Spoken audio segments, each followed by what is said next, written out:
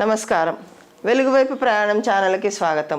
ఎన్నో వినూత్న కార్యక్రమాలను మీ ముందుకు తీసుకొచ్చిన మన వెలుగువైపు ప్రయాణం ఛానల్లో గురు పౌర్ణమి సందర్భంగా మనం గురువుగారు అయిన ఆదిశంకరాచార్య భక్త సమాజ వ్యవస్థాపకులు, ఉభయ రాష్ట్ర సంచాలకులు, ఆర్ష విద్యా తపస్వి, ఆర్ష విద్యావేత్త అయిన పసర్లపాటి శ్రీనివాస బంగారయ్య శర్మ గారి ద్వారా వారి అనుగ్రహ భాషణాన్ని గురు పౌర్ణమి గురించి, దాని విశేషతను విశిష్టతను గురించి మనం ఈరోజు తెలుసుకుందాం.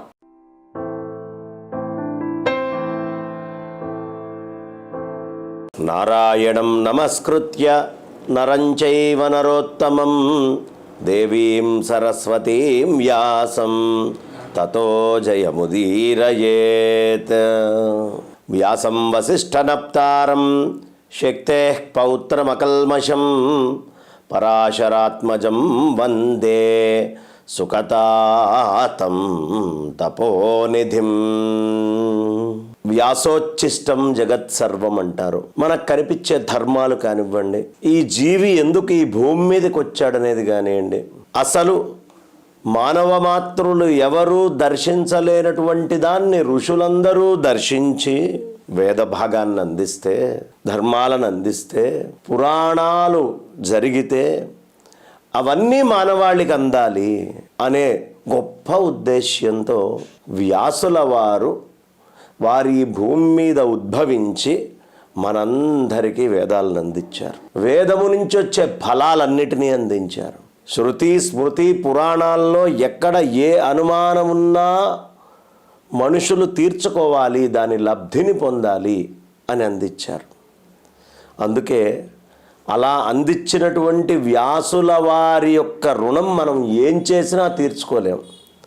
మరి ఏం చెయ్యాలండి అంటే, వ్యాస పౌర్ణమి రోజు, దీన్ని వ్యాస పౌర్ణమి అని ఎందుకంటారు అంటే, అంతటి మహానుభావులైనటువంటి వ్యాసుల వారు పుట్టినటువంటి రోజు. మనమందరం గురు పౌర్ణమి అని పిలుస్తాం. గురువు అంటే వ్యాసుల వారే. వ్యాసుల వారు అందించకపోతే ఏ గురువు ఏది మనకేమీ చెప్పలేరు. భగవద్గీతలో ఒక వాక్యం చెప్పారు అని ఒక గురువుని పూజిస్తాం. బ్రహ్మసూత్రాల్లో సూత్రం చెప్పారు అని గురువుని పూజిస్తాం. పురాణాల్లో ఈ ఘట్టం చెప్పారు అని మనం గురువుల్ని పూజిస్తాం. కానీ ఎవరు ఏం చెప్పినా వ్యాసుల వారు ఇచ్చింది చెబితేనే వాళ్ళు గురువు అయ్యేది. కాబట్టి అలాంటి వ్యాసుల వారి యొక్క జన్మదినం. అందుకే దీన్ని గురు పౌర్ణమి. ఇది ఏ మాసంలో వచ్చిందయ్యా? కర్కాటక మాసంలో. అంటే సూర్యనారాయణమూర్తి కర్కాటక రాశిలో ప్రవేశించిన తర్వాత వస్తోంది ఇది. కర్కాటకం అంటే ఎండ్రకాయ. అదేం చేస్తుంది? మిగతా జీవులన్నీ ప్రత్యక్షంగానో ఇట్లా వంకర టింకరగానో వెళ్తూ ఉంటాయి. కానీ సృష్టికి విరుద్ధంగా అడ్డనడక నడుచుకుంటూ వెళ్ళేటటువంటిది ఎండ్రకాయ ఒకటే. ఈ మాసములో గురువు ఏం చేస్తాడయ్యా అంటే, అందరూ మామూలుగా నడుచుకుంటూ లౌకిక వ్యవహారాల్లో పడి కొట్టుకుంటూ పోతూ ఉంటే, అలా కాదురా, లోకానికంటే భిన్నంగా మనం నడవాలి అన్నట్టుగా చక్కగా ఇంకొక నడక ఏదో అది నేర్పిస్తారు. అందుకనే మనం ఏ గ్రంథము రాసినా, ఏది చేసినా భగవత్ ప్రార్థన చేయటం ఎలాగో గురు ప్రార్థన కూడా అలాగే చేస్తాం. గురువుని ప్రార్థించకుండా మనం ఏ పుస్తకం రాయటం కానీ, ఏ గొప్ప విషయం చేయటం కానీ చెయ్యకూడదు.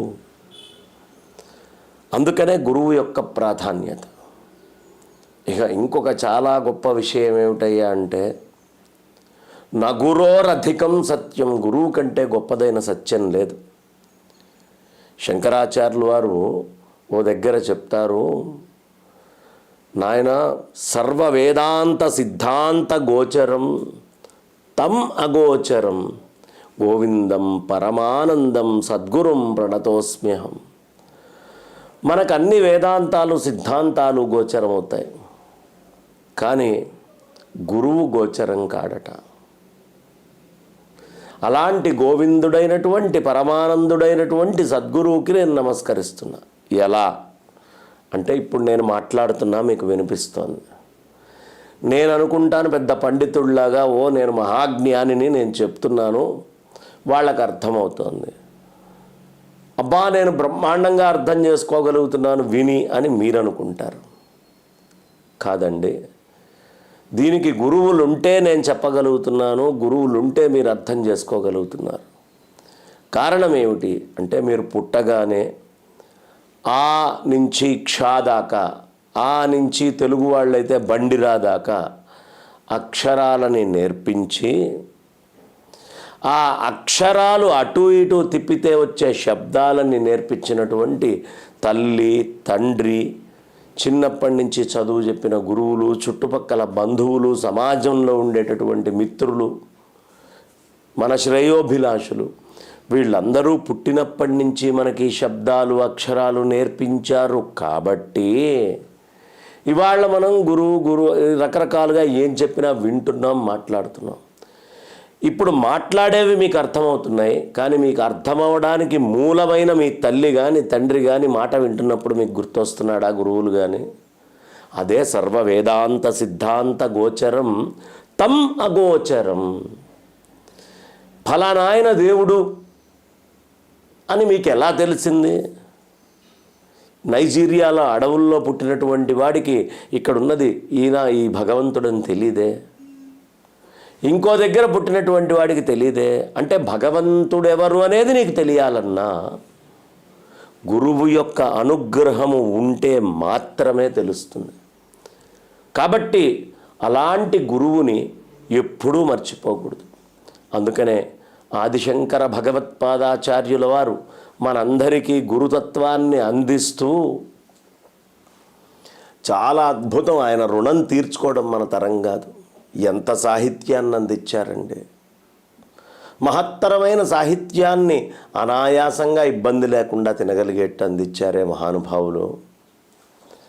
ఆయన అంటారు, శరీరం స్వరూపం తథావా కళత్రం యశశ్చారు చిత్రం ధనం మే ఋతుల్యం మనశ్చేన్నలగ్నే గురోరంగ్రి పద్మే తతః కిం తతః కిం తతః కిం తతః కిం మనశ్చేన్నలగ్నం గురోరంగ్రి పద్మే.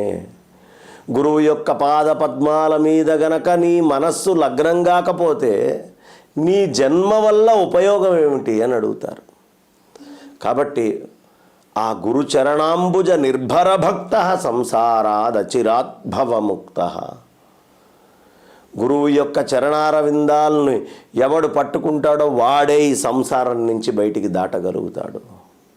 సామాన్యులైనటువంటి వాళ్ళు దాటలేరు. కాబట్టి గురువు అవసరం. ఎందుకు? భగవంతుడు అని మనం చూపిస్తున్నామే, ఆ భగవంతుడికి నీకు అభేదము. నువ్వు రెండుగా చూస్తున్నటువంటి భగవంతుడు నువ్వు ఇద్దరు ఒకటే అని ఎవరు చెప్పాలి?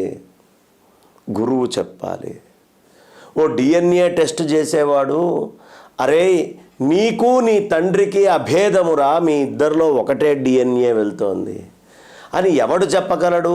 ఆ డిఎన్ఏ టెస్ట్ మీద పరిపూర్ణమైన జ్ఞానం ఉన్నటువంటి వాడు చెప్పగలుగుతాడు. వీడు వింటాడు, ఓ మా ఇద్దరిది ఒకటే డిఎన్ఏ అండి అంటాడు. వీడికి ఏమీ తెలియదు, ఆ టెస్ట్ ఏమిటో తెలియదు, మిగతాది ఏమీ తెలియదు.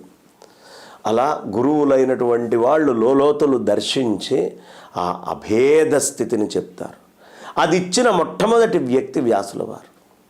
అందుకనే ఇవాల్టి రోజున ఏమండి నేను ఫలానా గురువు దగ్గరికి వెళ్ళానండి, ఫలానా గుడికి వెళ్ళానండి అని రకరకాల గుళ్ళకి వెళ్ళి రకరకాల గురువుల దగ్గరికి వెళ్తున్నారు. మీరు ఎక్కడికైనా వెళ్ళండి, వెళ్ళకపోండి, వ్యాసుల వారికి పూజ చేయకుండా, వ్యాసుల వారిని నమస్కరించుకోకుండా, వ్యాస శబ్దాన్ని ఉచ్చరించకుండా మీరు ఎక్కడికి వెళ్ళినా ప్రయోజనం లేదు. అందుకనే ఆ కృష్ణద్వైపాయనుణ్ణి తలుచుకోవాలి. మనం 1,00,000 శ్లోకాలతో కూడిన భారతం మనం చదువుకుంటామా? భారతాన్ని ఇచ్చిన వ్యాసుల వారికి పూజ చేసుకోవాల్సిన ఈరోజు చేసుకోవద్దండి. చక్కగా బియ్యం పోసి మంటపారాధన చేసి నిమ్మకాయలన్నింటినీ ఒక్కొక్క ప్రదేశంలో పేర్చుకుంటూ గురువులందరినీ ఆవాహన చేసి వ్యాసుల వారిలోనే గురువులందరినీ ఐక్యం చేసి, నాయనా నీ వల్ల గురువులు అనేవాళ్ళు ఉన్నారు అని నమస్కారం చేసుకోవాలి. కారణం ఏమిటి అంటే ఆ పేరులోనే ఉంది మాహాత్మ్యం. వ్యాసము అంటే ఏమిటండి? వృత్తము, సర్కిల్. ఈ సర్కిల్లో ఫస్ట్ పాయింట్ ఏది, ఎండ్ పాయింట్ ఏది ఎవడైనా చెప్పగలడా? ఎవడూ చెప్పలేడు. కాబట్టి ఈ ఫస్ట్ పాయింటు, ఈ లాస్ట్ పాయింట్ అనేది ఎందుకు చెప్పలేము అంటే, ఈ సృష్టిలో కూడా గురువుల్లో ఈయన మొదట ఈయన చివర అని చెప్పలేము. కాబట్టి వ్యాసము అనేటటువంటిది ఒక సంప్రదాయం.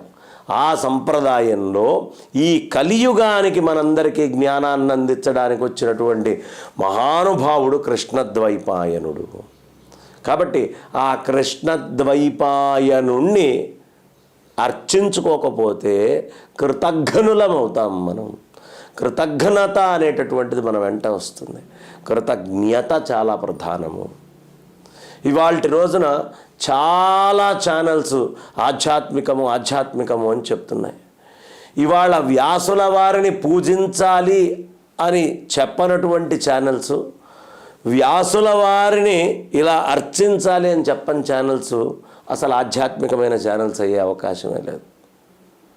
నిజమైనటువంటి గురు పౌర్ణమి వ్యాస మాహాత్మ్యాన్ని చెప్పించడం. కాబట్టి వ్యాసుల వారి యొక్క గొప్పతనాన్ని చక్కగా చెప్పించండి. అచతుర్వదనో బ్రహ్మ, ఎలాంటి వాడయ్యా వ్యాసుల వారు? 4 మొహాలు లేవు కానీ బ్రహ్మదేవుడండి.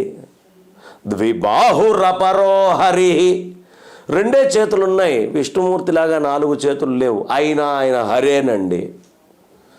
అఫాలలోచన శంభు, ఆయనకి ఫాలములో 3వ నేత్రం లేదండి, కానీ పరమేశ్వరుడేనండి. ఎంత గొప్ప విషయం అండి. అఫాలలోచన శంభు, అలాంటి బాదరాయణుడికి నేను నమస్కరిస్తున్నాను. గురుర్బ్రహ్మ గురుర్విష్ణు గురుర్దేవో మహేశ్వర గురు సాక్షాత్ పరబ్రహ్మ తస్మై శ్రీ గురవే నమః. గురువే బ్రహ్మ. ఎందుకు? నీ లోపల జ్ఞానాన్ని సృష్టి చేశాడు. గురువే బ్రహ్మ విష్ణువు. ఎందుకు? ఆ ఇచ్చిన జ్ఞానాన్ని స్థితి చేసి నిలుపుతున్నాడు. లేకపోతే నిన్న విన్న విషయం ఇవాళ మనకు ఎలా నడుస్తోందండి? చిన్నప్పటి నుంచి విన్న అనేక విషయాలు ఉత్తరోత్తర మనం ఎప్పుడూ ఇబ్బంది రాకుండా ఎలా వాడుకోగలుగుతున్నామండి? అంతా గురువు అనుగ్రహం. అలాగే నిన్న వచ్చినటువంటి అజ్ఞానాన్ని, రోజు వచ్చే అజ్ఞానాన్ని ఎప్పటికప్పుడు తీసేసేటటువంటి వాడు కూడా గురువేనండి. ఎప్పటికప్పుడు తీసేస్తాడు ఆ గురువు. ఎలా అంటే, మనము నిన్న చేసిన తప్పు వల్ల నేర్చుకొని వాళ్ళ మళ్ళీ ఆ తప్పు చెయ్యం. ఆ తప్పు మళ్ళీ చెయ్యట్లేదు అంటే ఆ తప్పుని అక్కడికి సంహరించాము అని అర్థం. కాబట్టి అది ఆయనే. అసలు ఇది అది ఎందుకయ్యా? పరబ్రహ్మ వస్తువు, సర్వవ్యాపకమైన పరమాత్మ అని ఏదైనా ఉంది అంటే అది గురువే. కాబట్టి అలాంటి గురువుని ఎప్పుడూ మర్చిపోకూడదు. అలాంటి గురువు ఈ కలియుగానికి ఎవరయ్యా అంటే, మనకి ఇద్దరు పేర్లు తెలుస్తూ ఉన్నాయి. ఈ కలియుగానికి జగద్గురువులు ఎవరు? శంకరం శంకరాచార్యం, కేశవం బాదరాయణం, సూత్రభాష్యకృతౌ వందే భగవంతౌ పునః పునః. ఒక పక్కన వ్యాసుల వారైతే ఆ వ్యాస సాహిత్యాన్ని అత్యంత వైభవంగా ఈ కలియుగానికి అందించినటువంటి వారు ఆదిశంకర భగవత్పాద ఆచార్యుల వారు. కాబట్టి ఈ ఇరువురు గురువుల్ని స్మరిద్దాం.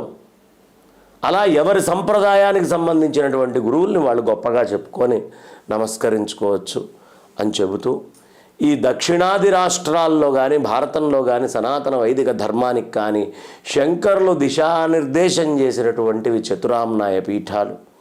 అందులో దక్షిణాది ప్రజలకి ప్రత్యేకంగా అందించినటువంటి పీఠం శ్రీ శృంగేరి జగద్గురు మహాసంస్థానం. అక్కడ ఉన్నటువంటి యతులైన మహాత్ములైన అనంతశ్రీ విభూషితులైనటువంటి శ్రీ శ్రీ శ్రీ భారతీ తీర్థ మహాస్వామి చరణులకి, శ్రీ శ్రీ శ్రీ విధుశేఖర భారతీ మహాస్వామి చరణులకి సాష్టాంగ ప్రణామాలు అర్పించుకుంటూ, నగురోరధికం సత్యం నగురోరధికం సత్యం నగురోరధికం సత్యం అని చెబుతూ వ్యాస పరమాత్మ పదపద్మాలకి నమస్కరిస్తూ కృష్ణం వందే జగద్గురుం. అని చెప్పి నా వాణికి విరామాన్ని ఇస్తున్నాను. స్వస్తి. మన ఛానల్లో ప్రసారమవుతున్న అన్ని భక్తి కార్యక్రమాలు మరియు ఇతర కార్యక్రమాల లింకు మీ మొబైల్కి రావాలి అనుకుంటే డిస్క్రిప్షన్లో ఉన్న మా వాట్సాప్ గ్రూప్లో జాయిన్ అవ్వండి. అన్ని భక్తి కార్యక్రమాలు మిస్ కాకుండా వీక్షించండి. ఆ భగవంతుని కృపకు కరుణకు పాత్రులవ్వండి. మా కార్యక్రమాలను వాట్సాప్ గ్రూప్లోను, టెలిగ్రామ్ గ్రూప్లోను మరియు ఫేస్బుక్ పేజ్లోను కూడా వీక్షించవచ్చు.